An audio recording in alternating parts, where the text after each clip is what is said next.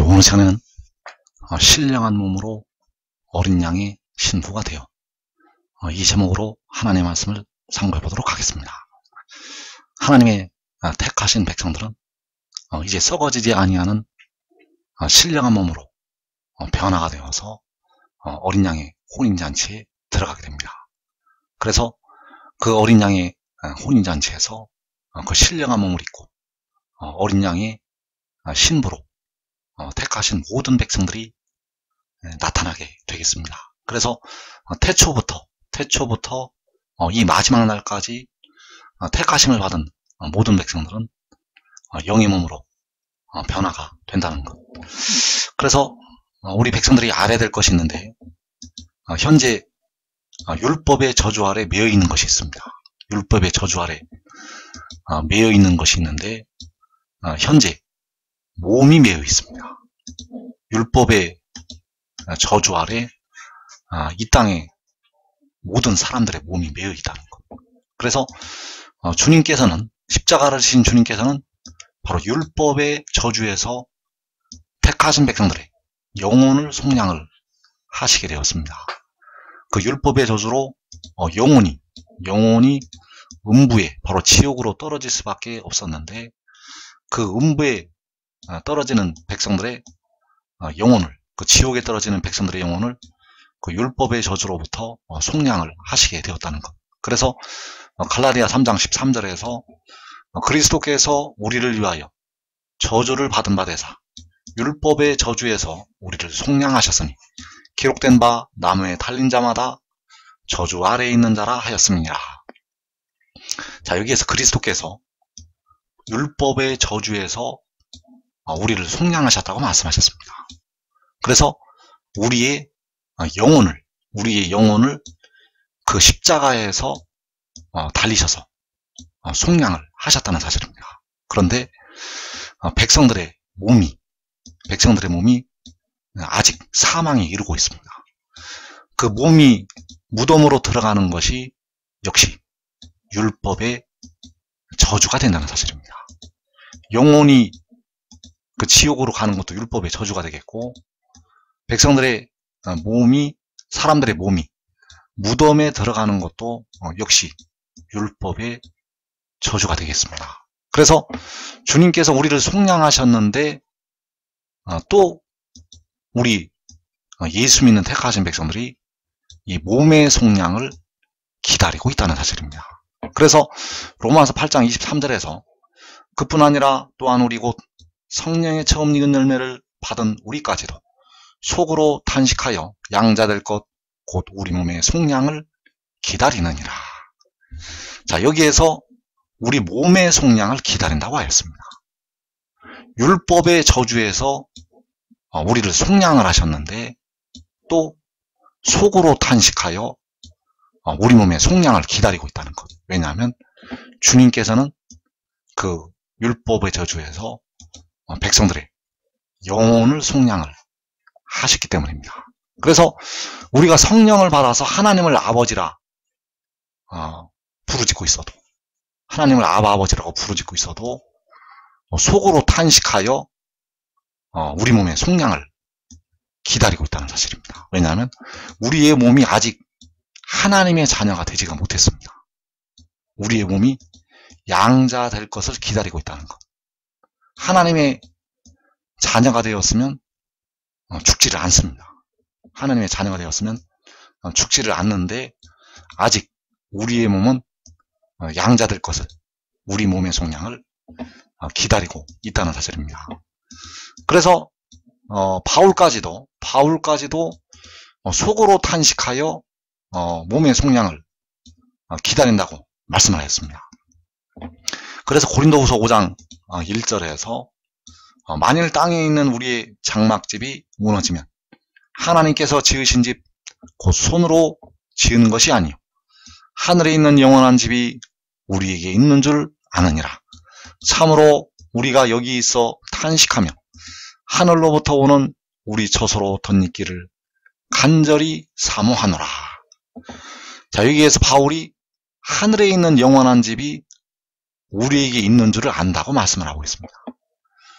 그래서 이 하늘에 있는 영원한 집으로 들어가기를 간절히 사모하고 있다는 것. 그래서 우리가 여기서 탄식을 한다고 했습니다.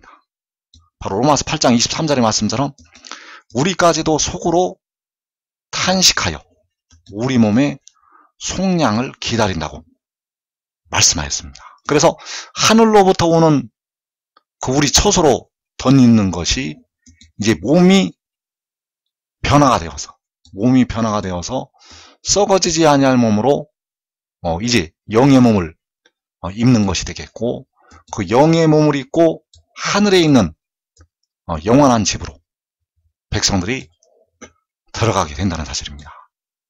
그래서 이제 그 영원한 집에, 하늘에 있는 영원한 집에 백성들이 들어가게 되는데, 아직까지 이 집이 창조가 되지가 않았습니다.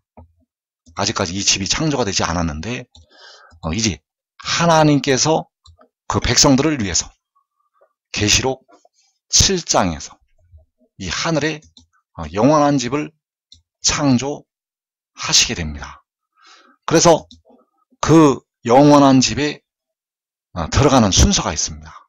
이 하늘에 있는 영원한 집에 들어가는 순서가 있는데, 1차로 계시록 7장에서 24장로와 14만 4천이 들어가게 됩니다.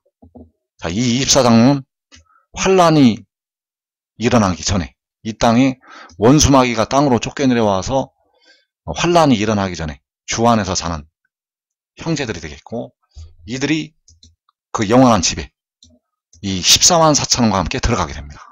그래서 이 14만 4천은 계시록 7장에서 나타나는 셀 수 없는 큰 무리가 되겠고, 이 큰 무리와 함께 그 집에, 그 영원한 집에 들어가게 되겠습니다. 그리고 요한계시록 14장에서 전 3년 반에 일을 했던 두 증인이 있습니다. 그래서 그 두 증인의 증언을 받아들이는 자들이 역시 이 두 촛대에 합류가 되겠고, 그들이 전 3년 만이 끝나면 계시록 11장에서 이리로 올라오라는 음성을 듣고 하늘로 올라가게 됩니다. 그래서 그들이 역시 14만 4천에 합류가 되어지고, 그 14만 4천에 합류되어서 시온산에 계시록 14장에 나타나게 됩니다. 그래서 14만 4천은 계시록 7장에 셀 수 없는 큰 무리와, 그리고 계시록 11장에 전 3년 만에 인침을 받는 백성들을 합해서 14만 4천을 이루게 됩니다. 그래서 온전한 14만 4천이 요한계시록 14장에서 시온산에 나타나게 됩니다. 이 시온산이 바로 계시록 14장의 시온산, 바로 하늘에 있는 영원한 집이 되겠고, 그 집에서 이 14만 4천이 나타나고 있다는 것. 그리고 요한계시록 21장에서 후 3년 만에 성도들이 그 영원한 집으로 들어가게 됩니다. 후 3년 만에 짐승을 이기고 올라온 그 백성들. 자, 그 성도들은 1000년이 지나고, 그 천년왕국이 지나고 새하늘과 새 땅에 그 영원한 집이 내려오게 되면, 그때 이 영원한 집으로 들어가게 되겠습니다. 그래서 계시록 7장에서는 24장로와 큰 무리, 그리고 계시록 14장에 그 두 증인까지 포함된 14만 4천, 그리고 계시록 21장에서 후 3년 만에 성도들이 그 하늘에 있는 영원한 집으로, 하늘의 장막으로 들어가게 되겠습니다. 그래서 우리가 알아야 될 것이, 하늘에 있는 영원한 집에는 어린 양의 아내들만 들어가게 됩니다. 이 집에는 어린 양의 아내가 되는 백성들만 들어가게 된다는 사실. 그래서 하나님의 나라를 유업으로 받게 되는 아들들이면서 동시에 어린 양의 아내들이 된다는 사실입니다. 그래서 만군의 여호와께서는 그 이스라엘을 향해서 내게 장가를 든다고 말씀을 하셨습니다. 호세아서 2장 19절에서 내가 내게 장가들어 영원히 살되 공의와 정의와 은총과 긍휼이 여김으로 내게 장가들며 진실함으로 내게 장가들리니 내가 여호와를 알리라. 자, 만군의 여호와께서 그 이스라엘에게 장가들어서 영원히 사신다고 말씀하셨습니다. 그 이스라엘에게 장가를 드셔서 영원히 사신다는 것. 그래서 공의와 정의와 은총과 긍휼이 여김으로 그 이스라엘에게 장가를 드시게 되고 진실함으로 내게 장가를 든다고 말씀하셨습니다.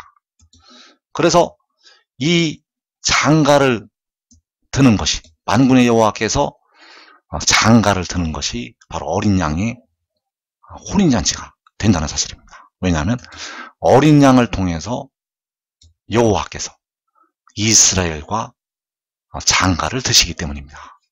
그래서 계시록 19장 7절에서 우리가 즐거워하고 크게 기뻐하며 그에게 영광을 돌리세.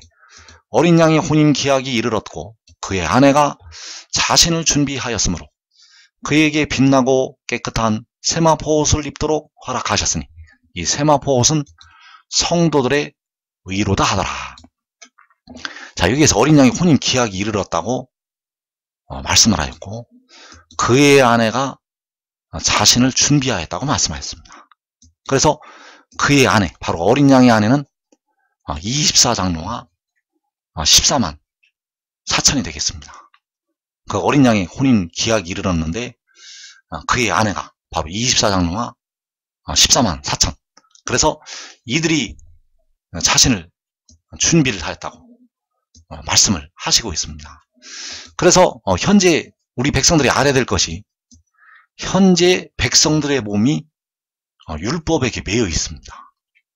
영혼은 율법의 저주에서 속량이 되었는데 현재 이 땅에 살아있는 육신이 아직 율법에게 매여 있다는 사실. 그래서 그 로마서 7장 1절에서 형제들아 내가 법 아는 자들에게 말하노니 너희는 그 법이 사람이 살 동안만 그를 주관하는 줄 알지 못하느냐. 자, 여기에서 그 법은 바로 율법을 말씀을 하고 있습니다. 그 율법이 사람이 살 동안 사람을 주관을 합니다. 현재 백성들의 몸을 이 율법이 주관을 하고 있습니다. 그래서 율법에서 이제 벗어나야 되는데, 율법에서 벗어나야 되는데 그 벗어나는 길이 죽음이 있다는 사실입니다.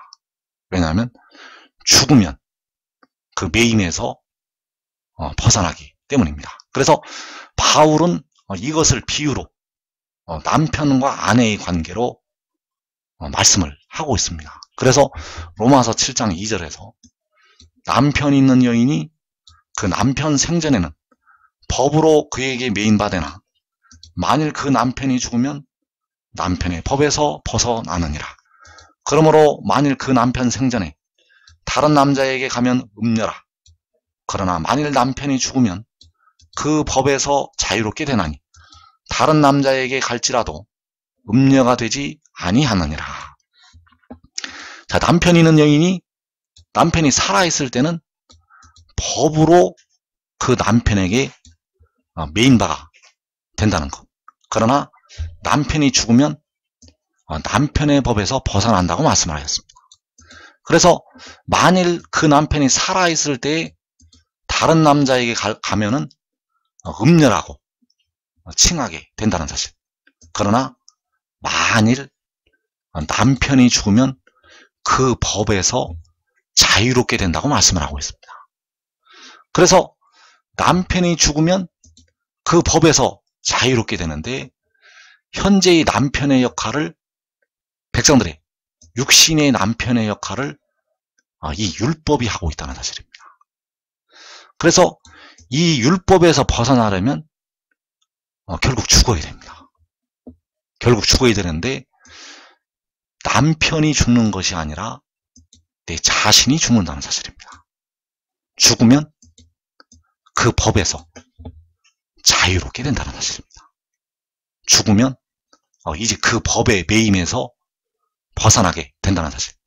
그래서 여기서는 남편이 죽는다고 비유를 해놓았는데, 남편이 이제 죽는 것이 아니라, 율법이 죽는 것이 아니라 백성들의 육신이 죽어서 그 율법에서 벗어나게 된다는 사실.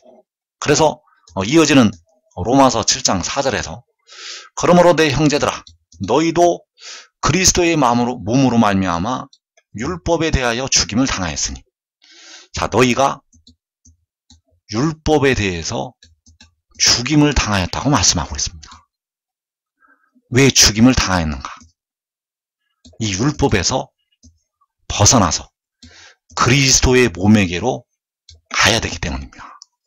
그리스도의 몸에게로 가야 되는데 이 율법에 대해서 매여 있기 때문에 백성들의 몸이 이 율법에 대해서 죽임을 당하게 된다는 것. 그래서 그리스도의 몸이 바로 다른 이가 되겠고, 곧 죽은 자 가운데서 살아나신 이가 되겠습니다. 그래서 이 죽은 자 가운데서 살아나신 이는 영원히 죽은 자 가운데서 살아나신 이라는 것을 말씀하고 있습니다. 이사야 53장 10절에서 그 영혼을 제물로 드린다고 말씀을 하였고, 그 영혼을 제물로 드렸다가 살아나신 이에게 가서, 바로 그리스도의 몸에게 가서 우리가 하나님을 위해서 열매를 맺게 된다는 사실입니다. 그래서 하나님을 위해서 열매를 맺는 것은 바로 그리스도의 몸에게로 가는 것. 율법에 대해서 죽임을 당하고 율법에서 벗어나서 그리스도의 몸에게로 가서 하나님을 위해서 열매를 맺는 것이 되겠습니다. 그래서 율법에 대하여 그 백성들의 육신이 죽임을 당하게 된다는 사실. 왜냐하면 현재 율법이 백성들의 남편의 역할을 하고 있기 때문입니다. 이 율법이 백성들의 남편의 역할을 하고 있기 때문에 이 남편인 율법이 죽는 것이 아니라 백성들의 몸이 죽임을 당하게 됩니다. 백성들의 육신이 죽임을 당하게 되고, 그 율법에서 벗어나기 위해서 그 육신이 죽게 된다는 사실. 그래서 그리스도의 몸이라고 할 때 여기서 그리스도는 바로 영혼을 제물로 드려서 영혼이 죽은 자 가운데서 살아나신 이가 되겠고, 그에게 가는 것이 바로 우리가 하나님을 위해서 열매를 맺게 되는 것이 된다는 사실입니다. 하나님을 위해서 열매를 맺는 것은 바로 그리스도의 몸에게로 가는 것. 그래서 고린도전서 6장 13절에서 음식은 배를 위하여 있고 배는 음식을 위하여 있으나 하나님은 이것저것을 다 패하시리라. 몸은 음란을 위하여 있지 않고 오직 주를 위하여 있으며 주는 몸을 위하여 계시느니라. 자, 몸이 음란을 위하여 있는 것이 아니라 오직 주를 위하여 있다고 말씀을 하고 있습니다. 그리고 주는 몸을 위하여 계신다고 말씀하였습니다. 백성들의 몸이 오직 주를 위하여 있고 주는 몸을 위하여 계신다는 것. 그래서 여기서 말씀하시는 주는 몸을 위해서 몸의 속전을 지불하는 지혜를 가리키고 있습니다. 여기서 몸을 위하여 계시는 주는 백성들의 몸을 위해서 영혼을 제물로 드리는 그 주를 말씀을 하고 있다는 것. 그래서 백성들이 알아야 될 것이 바로 백성들의 몸의 속량을 위해서 그 주가 영혼을 제물로 드린다는 사실입니다. 그래서 백성들의 몸이 그 몸을 사게 되는 그 몸의 속량을 담당하는 몸의 속전을 지불하는 그 주를 위하여 있다는 것을 알아야 된다는 사실.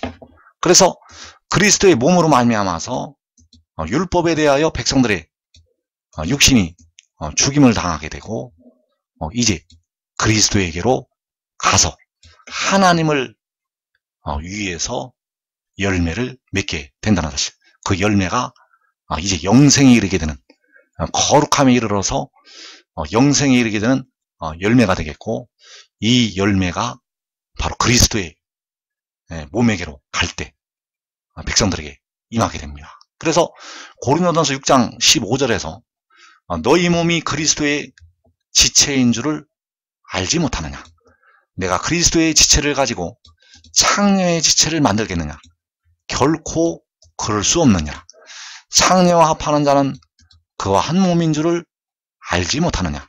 일러스되 둘이 한 육체가 된다 하셨나니 주와 합하는 자는 한 영이니라. 자, 너희 몸이 그리스도의 지체인 줄을 알지 못하느냐고 말씀을 하고 있습니다. 백성들의 몸은 그리스도의 지체라는 것. 그래서 태초부터 마지막 날에 구원하심을 받는 택하신 모든 백성들의 몸은 그리스도의 지체가 된다는 사실입니다. 백성들의 몸이 그리스도의 지체가 된다는 사실. 그래서 너희 몸이 그리스도의 지체인 줄을 알지 못하느냐고 말씀을 할 때, 여기서의 그리스도는 백성들의 몸의 속량을 위해서 영혼을 제물로 드리는 지혜를 가리키고 있습니다. 그 지혜가 바로 계시록 10장에서 그 오른발은 바다를 밟고 왼발은 땅을 밟고 서 있는 그 천사가 되겠습니다. 그래서 그 그리스도의 지체인 줄을 알지 못하느냐고 말씀을 하였습니다. 백성들의 몸은 창녀의 지체가 아니라 바로 그리스도의 지체라는 것. 그래서 그 그리스도의 지체를 가지고 창녀의 지체를 만들겠느냐? 결코 그럴 수 없느냐? 창녀와 합하는 자는 그와 한 몸인 줄을 알지 못하느냐? 일러스되 둘이 한 육체가 된다 하셨나니 주와 합하는 자는 한 영이니라. 그래서 백성들의 몸은 그리스도의 몸으로 말미암아서 율법에 대해서는 죽임을 당하게 되고, 그리스도의 몸으로 말미암아서 백성들의 몸이 그리스도의 지체가 된다는 것을 깨달아야 된다는 사실. 그래서 고린도전서 15장 44절에서 육의 몸으로 신고 신령한 몸으로 다시 살아나니 육의 몸이 있은즉 또 영의 몸도 있느니라. 자, 여기에서 신령한 몸으로 백성들이 다시 살아날 것을 말씀을 하셨습니다. 그리고 육의 몸이 있고 또 영의 몸도 있다고 말씀하셨습니다. 육의 몸이 있은즉 또 영의 몸도 있느니라. 그래서 태초부터 이 마지막 때까지 택하신 모든 백성들은 이 영의 몸으로 이제 주 안에서 변화가 됩니다. 이 영의 몸으로 그 몸의 속량을 담당한 그리스도 안에서 영의 몸으로, 신령한 몸으로, 강한 몸으로 변화가 된다는 사실. 그래서 그 그리스도의 몸이 바로 영의 몸이 되겠고, 바로 계시록 10장에서 그 오른발은 바다를 밟고 왼발은 땅을 밟고 있는 그의 몸이 되겠습니다. 그리고 그 그리스도의 아내들, 바로 어린 양의 아내들은 영의 몸으로 변화가 되어서 그리스도의 몸과 하나가 된다는 사실입니다. 태초부터 이 마지막 때까지 택하신 모든 백성들은 신령한 몸으로 변화가 되어서 어린 양의 혼인잔치에 들어가게 된다는 사실입니다. 그래서 지금 하나님의 비밀을 깨닫고 지혜를 얻고 지혜를 따르는 자들은 이 땅의 환난을 면하고 살아서 그 영광을 보게 됩니다. 자기와 자기 가족이 죽지 않고 그 육신이 시험의 때를 면하고 살아서 그 영광을 보고 변화가 되겠습니다.